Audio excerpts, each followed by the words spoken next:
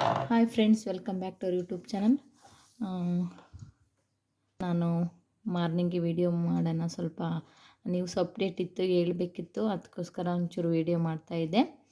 ಏನು ಗೊತ್ತಾ, ಅದೇ ನಿನ್ನೆ ಧಾರವಾಡದಲ್ಲಿ ಎಲ್ಲ ಸ್ಟ್ರೈಕ್ ಮಾಡ್ತಾಯಿದ್ರಲ್ಲ ಸ್ಟೂಡೆಂಟ್ಗಳು. ಅದಕ್ಕೋಸ್ಕರ ಇವತ್ತು ಸಿದ್ದರಾಮಯ್ಯನವರು ವಿಧಾನಸೌಧಕ್ಕೆ ಬಂದುಬಿಟ್ಟು ಅಲ್ಲಿ ಕ್ಯಾಬಿನೆಟ್ ಮೀಟಿಂಗ್ ಮಾಡಬೇಕು ಅಂತ ಬರೋಕ್ಕೆ ಹೇಳಿದ್ದಾರೆ ಅಂತ ನ್ಯೂಸಲ್ಲಿ ಅಪ್ಡೇಟ್ ಬಂತು. ಅದೇ ಸ್ಟ್ರೈಕ್ ಹೋಗಿದ್ರಲ್ಲ, ಅವರೇ ನಮಗೆ ಅಪ್ಡೇಟ್ ಹೇಳ್ತಾಯಿದ್ರು, ನೋಡಿದೆ ನಾನು ವೀಡಿಯೋದಲ್ಲಿ. ಸೊ ಅದಕ್ಕೋಸ್ಕರ ಹೇಳಿದ್ದಾರೆ. ಮತ್ತು ಇನ್ನೊಂದು ಏನು ಗೊತ್ತಾ, ಅದೇ 56 ಮೀಸಲಾತಿದ್ದಿತ್ತಲ್ಲ ರಿಸರ್ವೇಷನಿಂದು, ಅದು ಕೋರ್ಟು ನೆಕ್ಸ್ಟ್ ಮಂತ್ ಮಾರ್ಚ್ 2 ಇದೆ ಅಂತೆ.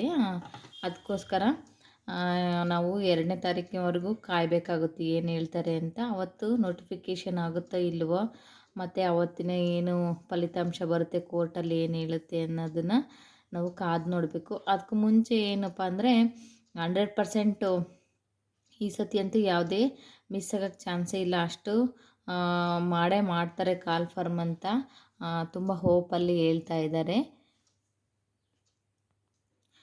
ನಾವು ಕೋರ್ಟಿಗೆ ರಿಸಲ್ಟಿಗಾಗಿ ಕಾಯ್ತಾ ಇದ್ದೀವಿ. ಅಂದರೆ ಇನ್ನೇನು ನೆಕ್ಸ್ಟ್ ನಮಗೆ ಈ ತಿಂಗಳಲ್ಲ 28ಗೆ ಮುಗಿಯುತ್ತೆ, ಕಂಪ್ಲೀಟ್ ಆಗುತ್ತೆ ಸಾಟರ್ಡೆ. ನೆಕ್ಸ್ಟ್ ವೀಕ್ ಗೊತ್ತಾಗುತ್ತೆ ಏನು ಎತ್ತ ಅಂತ. ಅದಕ್ಕೋಸ್ಕರ ಹೇಳ್ತಾ ಇರೋದು, ಯಾರು ಕೂಡ ಓದಿದಂಗೆ ನೆಗ್ಲೆಕ್ಟ್ ಮಾಡ್ಕೊತ ಕೂರಬೇಡಿ ಪ್ಲೀಸ್. ಇನ್ನೂ ತುಂಬ ಜನ ಬುಕ್ಸೇ ಕಲೆಕ್ಟ್ ಮಾಡ್ಕೊಂಡಿಲ್ಲ, ಬುಕ್ಸ್ ಎಲ್ಲಿ ಸಿಗ್ತವೆ, ನೋಟ್ಸ್ ಮಾಡ್ಕೋಬೇಕು ಅಂತೆಲ್ಲ ಕೇಳ್ತಾ ಇರ್ತಾರೆ ಕಾಮೆಂಟಲ್ಲಿ. ಅದಕ್ಕಾಗಿ ಓದ್ರಿ. 1 ತಿಂಗಳಲ್ಲ 2 ತಿಂಗಳು ಲೇಟ್ ಆದರೂ ಪರವಾಗಿಲ್ಲ, ನಮ್ಮ ಓದ್ತಾ ಇದ್ದರೆ ಓದಿದ್ದೆಲ್ಲೂ ಹೋಗಲ್ಲ. ಅದಕ್ಕೆ ಯಾವುದೇ ಕಾರಣಕ್ಕೂ ನೀವು ಕೈ ಕಟ್ಕೊಂಡು ನಾಳೆ ನಾಡಿದ್ದು ಮಾಡೋದೇ ಇಲ್ಲ ಅಂತ ಸುಮ್ಮನೆ ಏನೇನೋ ಥಿಂಕ್ ಮಾಡಿಬಿಟ್ಟು ಇಲ್ಲಿಗೆ ಬಿಡೋದು ಬೇಡ ಅಂತ ಹೇಳ್ತಾ ಈ ಒಂದು ಮೋಟಿವೇಶನ್ ವಿಡಿಯೋದಲ್ಲಿ ಸ್ಟಾರ್ಟ್ ಮಾಡ್ತಾಯಿದ್ದೀನಿ. ಇನ್ನೊಂದು ಏನು ಗೊತ್ತಾ, ಆ ರೇಟಿಂಗ್ ಪೇಪರ್ ಬಗ್ಗೆ ಸ್ವಲ್ಪ ಹೇಳಬೇಕು ಅಂತ ಬಂದು, ನನಗೆ ಎಷ್ಟು ಎಕ್ಸ್ಪೀರಿಯೆನ್ಸ್ ಆಗಿದ್ದೀನೋ ನಿಮ್ಮ ಹತ್ರ ಸ್ವಲ್ಪ ಶೇರ್ ಮಾಡ್ಕೊಳ್ತೀನಿ ಅಷ್ಟೇ.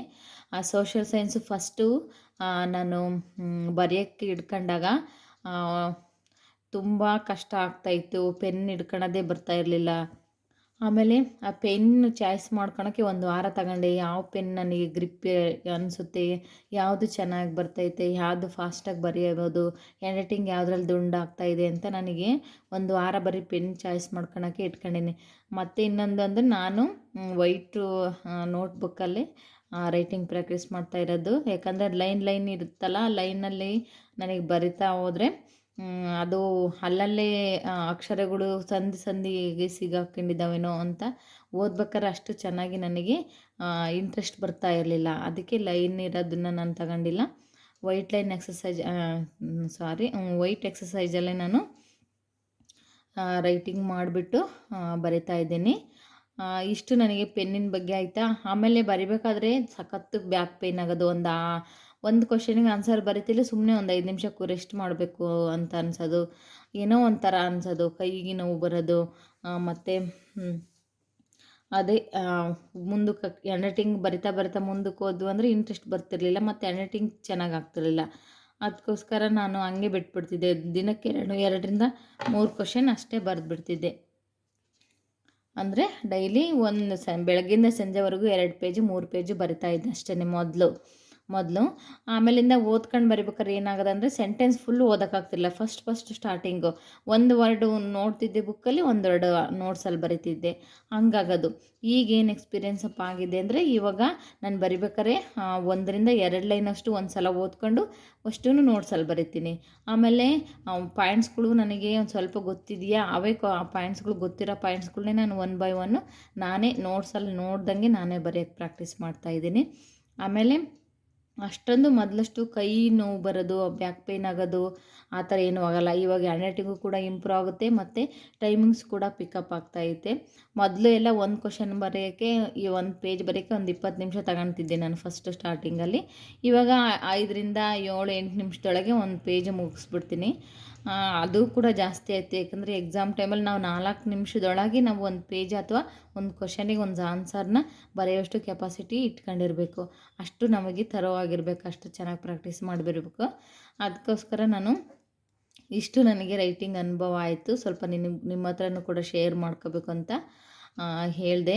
ನಾನು ಫಸ್ಟು ಆ ಥರ ಆದ್ರೂ ಬಿಡಲಿಲ್ಲ, ಯಾಕಂದರೆ ಓದಲೇಬೇಕು, ವಿಧಿ ಇಲ್ಲ, ಪ್ರಾಕ್ಟೀಸ್ ಮಾಡಲೇಬೇಕು. ಮತ್ತು ಏನಾದರೂ ಎಲಿಜಿಬಲ್ ಆಗಲಿಲ್ಲ ಅಂದರೆ ಪೇಪರು ಮತ್ತೆ ಹೊರಗೆ ಉಳಿತೀವಿ, ಇದು ಲಾಸ್ಟ್ನೇ ಅವಕಾಶ, ಇದು ಏನಾದರೂ ಆಗಲಿ ಪರವಾಗಿಲ್ಲ, ಎಷ್ಟೇ ಪೇಯ್ನ್ ಆದರೂ ಪರವಾಗಿಲ್ಲ, ಬರಿತಾ ಬರಿತಾ ಹೋದರೆ ನನಗೂ ಕೂಡ ಅಭ್ಯಾಸ ಆಗುತ್ತೆ. ಮತ್ತು ಅದೇ ಚಾಪ್ಟ್ರನ್ನ ಅರ್ಥ ಆಗಲಿಲ್ವಾ, ಮರ್ತೋಯ್ತಾ, ಕನ್ಫ್ಯೂಸ್ ಆಯ್ತಾ, ಮತ್ತೆ ಅದನ್ನೇ ಇನ್ನೊಂದು ಸಲ ಓದೋದು, ಇನ್ನೇನು ಬೇರೆದು ಕೆಲಸ ಮಾಡೋಕ್ಕಂತೂ ಆಗಲ್ಲ, ಇದನ್ನೇ ಮಾಡಬೇಕು ಫಸ್ಟು. ಹಂಗಾಗಿ ಇವಾಗ ಏನಿಲ್ಲ ಅಂದ್ರೂ ಒಂದು 7ರಿಂದ 8 ಒಂದು 15 ನೋಟ್ಬುಕ್ಕನ್ನು ಕಂಪ್ಲೀಟ್ ಮಾಡಿದ್ದೀನಿ. ಅಷ್ಟು ಚೆನ್ನಾಗಿ ನನಗೆ ಬರೆಯೋಕ್ಕೆ ಇವಾಗಲೂ ಕೂಡ ಇಂಟ್ರೆಸ್ಟು ಎಷ್ಟು ಚೆನ್ನಾಗಿ ಬರುತ್ತೆ ಅಂದರೆ ಓದೋದಕ್ಕಿಂತ ಬರೆಯೋದು ಚೆನ್ನಾಗಿ ಅನಿಸುತ್ತೆ ನನಗೆ. ಮತ್ತೆ ಮತ್ತೆ ಬರಿಬೇಕಂದ್ರೆ ಮತ್ತೆ ಓದಬೇಕು ಅನಿಸುತ್ತೆ, ಆ ಥರ ಇಂಟ್ರೆಸ್ಟು ನಮಗೆ ಬರುತ್ತೆ. ಒಂದೇ ದಿನದಲ್ಲಿ ಬರಲಿಲ್ಲ ಅಂತ ಯಾರೂ ಪೇಷನ್ಸ್ ಕಳ್ಕೊಬೇಡಿ. ಮತ್ತೆ ಮತ್ತೆ ಬರೆಯೋಕ್ಕೆ ಪ್ರಯತ್ನ ಮಾಡಿ. ಹ್ಯಾಂಡ್ ರೈಟಿಂಗ್ ಇಂಪ್ರೂವ್ ಆಗಲಿಲ್ಲ, ನಂದು ಅರ್ಥ ಆಗ್ತಿಲ್ಲ, ನನಗೆ ಆಗಲ್ಲ ಬರೆಯೋಕ್ಕೆ, ಟೈಮಿಂಗ್ಸ್ ಪಿಕಪ್ ಆಗಲ್ಲ, ಹೆಂಗಪ್ಪ ಬರೆಯೋದು ಅಂತೆಲ್ಲ ನೀವೇ ಥಿಂಕ್ ಮಾಡ್ಕೊಂಡು ಡಿಸೈಡ್ ಮಾಡ್ಕೊಂಡು ಮತ್ತೆ ನೀವು ಸ್ಟಡಿನ ನಿಲ್ಲಿಸ್ಬಾರ್ದಂತ ಈ ಒಂದು ಮೋಟಿವೇಶನ್ನಲ್ಲಿ ವಿಡಿಯೋ ಮಾಡ್ತಾಯಿದ್ದೀನಿ ಅಷ್ಟೇ. ನಿಜವಾಗ್ಲೂ ಕಾಲ್ ಮಾಡೇ ಮಾಡ್ತಾರೆ, ತುಂಬ ಜನ ಹೇಳ್ತಾರೆ ಮಾಡಲ್ಲ ಬಿಡು, ಸೋಷಿಯಲ್ ಪೇಪರ್ ಮಾಡಲ್ಲ ಅಂತ. ಆ ಥರ ಯಾರೂ ತಿಳ್ಕೊಳಕ್ಕೆ ಹೋಗಬೇಡಿ, ಮಾಡೇ ಮಾಡ್ತಾರೆ. ನೆಕ್ಸ್ಟು ಅದೇ ಮಾರ್ಚಲ್ಲಿ ಏನು ಅಂತ ಗೊತ್ತಾಗುತ್ತೆ ನಮಗೆ. ಆಫ್ಟರ್ ಎಲೆಕ್ಷನ್ ಅಥವಾ ಮೊದಲೇ ಮಾಡ್ತಾರ ನೋಡಬೇಕು. ಇವ್ರು ಬೇರೆ ಮತ್ತೆ ಮಾಡಲಿಲ್ಲ ಅಂದರೆ ಸ್ಟ್ರೈಕ್ ಬೇರೆ ಮಾಡ್ತೀವಿ ಅಂತ ಹೇಳಿದಾರಲ್ವ, ಅದಕ್ಕೋಸ್ಕರ ಸುಮ್ಮನೆ ಯಾಕೆ ಇವ್ರು ನಿದ್ರೆ ಹಾಕೋಣದು ಅಂತ, ಮಾಡಿದ್ರೂ ಮಾಡ್ಬೋದು ಅಂತ ನನ್ನ ಗೆಸ್ ಮಾಡ್ತಾಯಿದ್ದೀನಿ ಅಷ್ಟೇ. ನಾವು ಯಾವುದೇ ಕಾರಣಕ್ಕೂ ನೋಟ್ಸ್ನ ಬೇರೆಯವ್ರದ್ದು ರೆಫರ್ ಮಾಡೋಕ್ಕೆ ಹೋಗ್ಬಿಡಿ. ಫಸ್ಟು ನೀವೇ ಓದ್ಕೊಂಡು ನಿಮ್ಮದೇ ಓನ್ ಆದಂಥ ನೋಟ್ಸ್ನ ಮಾಡ್ಕೊಳ್ಳಿ. ಆವಾಗ ನಿಮಗೆ ಓದಿದ್ದು ಚೆನ್ನಾಗಿ ಅರ್ಥ ಆಗುತ್ತೆ. ಬುಕ್ಸು ಕೂಡ ಮತ್ತೆ ಮತ್ತೆ ಓದೋಕ್ಕೂ ಅನುಕೂಲ ಆಗುತ್ತೆ. ಯಾಕಂದರೆ ನಾವು ಕ್ವಶನಿಗೆ ಆನ್ಸರ್ ಬರಿಬೇಕಂದ್ರೆ ಬುಕ್ಸ್ ಓದೇ ಬರಿಬೇಕಲ್ವಾ, ಹಂಗಾಗಿ ಓದೋಕ್ಕೂ ನಿಮಗೆ ಅನುಕೂಲ ಆಗುತ್ತೆ. ಮತ್ತು ರಿಪೀಟ್ ಆದಂಗೂ ಆಗುತ್ತೆ, ನಿಮ್ದು ಹ್ಯಾಂಡ್ ರೈಟಿಂಗು ಕೂಡ ಇಂಪ್ರೂವ್ ಆಗುತ್ತೆ, ನೋಟ್ಸ್ ಕೂಡ ಮಾಡ್ಕೊಂಡಂಗೆ ಆಗುತ್ತೆ. ಎಕ್ಸಾಮಿಗೆ ನಾವು 100% ಪ್ರಿಪೇರ್ ಆದಂಗೆ ಆಗುತ್ತೆ.